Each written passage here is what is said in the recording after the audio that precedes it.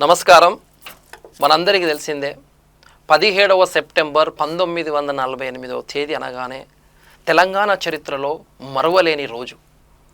ఆ రోజు నిజాం నిరంకుశత్వానికి తలవంచిన రోజు. ఆ రోజు రజాకార్ల ఆగడాలకు ముగింపు పలికిన రోజు.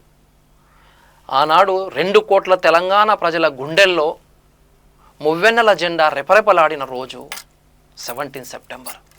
తెలంగాణ స్వేచ్ఛ కోసం రక్తంతో రాసుకున్న ఒక చరిత్ర 17 సెప్టెంబర్. ప్రతి సంవత్సరం సెప్టెంబర్ 17 మనకేం గుర్తు చేస్తుంది అంటే అణచివేత ఎప్పటికీ నిలబడదు అనేదే మనకు గుర్తు చేసే రోజు. నిజాం రజాకార్ల నిరంకుశం వెనక ఆనాడు కాసిం రజ్వీ తన మాయమాటలు అబద్ధాలతో ప్రజలను తప్పుదోవ పట్టిస్తూ నిజాంను కూడా తప్పుదోవ పట్టించిన రోజులు. మరియు నిజాం ప్రభుత్వాన్ని శాసించే స్థాయికి ఆయన ఎదగడం చాలా బాధాకరం. రజాకార్ల దమనకాండ వెనుక అతని పన్నాగము కుట్రలే ప్రధాన కారణమని ఈ సందర్భంగా తెలియజేస్తున్నాను. 1947 ఆగస్టు 15 దేశం మొత్తం స్వాతంత్రం వచ్చిన రోజు. కానీ తెలంగాణ మాత్రం ఇంకా నిజాం బంధంలోనే ఉండడం చాలా బాధాకరం. నిజాం తన రాజ్యం విడిచిపెట్టకుండా స్వతంత్ర దేశంగా ఉండాలని అనేక ప్రణాళికలు అనేక కుట్రలు చేస్తూనే ఉన్న రోజులు ఆ రోజులు. రజాకారులు ప్రజలపై దాడులు చేసి భయభ్రాంతులకు గురి చేసి బెదిరించిన రోజులు అవి. మరోవైపు రైతు కూలీల పోరాటాలు సాయుధ పోరాటాలు సాగుతూనే ఉన్నాయి. అణచివేత ఎప్పటికీ నిలవదు, ఎదురు నిలిచిన గలమే చరిత్ర సృష్టిస్తుంది అనడానికి ఆనాటి పోరాటాలు మనకు నేటికి గుర్తు చేస్తాయి. అవి స్ఫూర్తి ప్రేరణ. రజాకార్ల హింస, ఆయుధాలు లేని వారిపై దాడులు, గ్రామాలపై దోపుడు, స్త్రీలపై దారుణాలు, పిల్లల కళ్ళ ముందే జరిగిన ఎన్నో అన్యాయాలు చెప్పుకుంటూ పోతే కోకొల్లలు.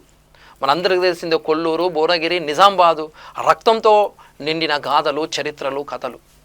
ఆసుపత్రులు, దేవాలయాలు కూడా రజాకార్ల దాడుల నుంచి తప్పించుకోలేకపోయాయంటే పరిస్థితి ఎంత దారుణంగా ఉందో ఒక్కసారి అర్థం చేసుకోవాలి.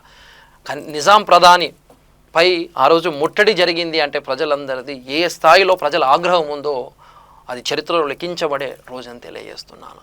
ప్రజల కన్నీరుకు చివరికి నిప్పు గండమైంది, అది చరిత్రగా మారిన రోజు అది. రైతు కూలీల పోరాటం, చేతిలో కర్ర గుండెలలో అగ్నిజ్వాలలతో పోరాటం, పేదలు, బడుగు బలహీన వర్గాలు, అణగారిన వర్గాలు ఆవేదననే ఒక ఉద్యమంగా మారిన రోజులు అవి. స్వాతంత్రం వచ్చిన తర్వాత కూడా తెలంగాణలో పరిస్థితి మారకపోవడం చాలా బాధాకరం. భూస్వామ్య వ్యవస్థ అలాగే ఉంది. దున్నేవాడికి భూమి కరువైన రోజులు అవి. పేద రైతులు బంజారు భూముల్లో సాగు చేయాలని ప్రయత్నించగా భూస్వాములు తీవ్రంగా అడ్డుకున్న రోజులవి. తెలంగాణ సాయుధ పోరాటం నిజాంకు వ్యతిరేకంగా సాగింది అనేది అక్షర సత్యం. ఈ పోరాటంలో 4500 మంది తెలంగాణ ప్రజలు ప్రాణాలు కోల్పోయారంటే ఎంత బాధాకరమో ఒకసారి ఆలోచన. 1948 సెప్టెంబర్ 13న భారత సైన్యం ఆపరేషన్ పోలో ప్రారంభించిన విషయం అందరికీ తెలిసిందే.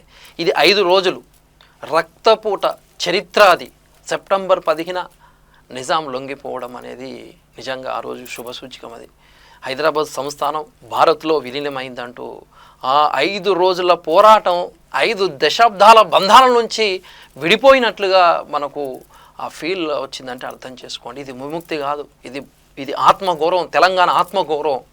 ఆనాడు డెక్కన్ రేడియోలో నిజాం ఓటమి అంగీకరించడం తెలంగాణలో ఎంతో పండుగ వాతావరణం. మీర్ ఉస్మాన్ అలీ ఖాన్ స్వయంగా భారత సైన్యాన్ని స్వాగతించాడు. హైదరాబాద్ వీధుల్లో త్రివర్ణ పతాకం ఎగిరేసిన క్షణం ప్రజల గుండెల్లో చిరస్థాయిగా నిలిచిపోయే రోజు ఆ రోజు. ఇది పేదల పోరాటం, ఇది రైతుల ఆత్మగౌరవం, తెలంగాణ ఆత్మగౌరవం.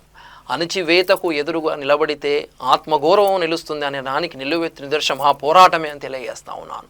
ఈ చరిత్రను మనకెప్పుడుకు నెమరు వేసుకుంటూనే ఉంటుంది. దాన్ని మనం ఆదర్శంగా తీసుకోవాలి, స్ఫూర్తిగా తీసుకోవాలి.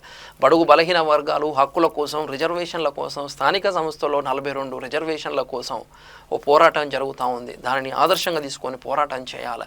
ఐక్యంగా నిలబడితేనే విజయం మనకు వస్తుందని చరిత్ర మొత్తం చెబుతూనే ఉంది.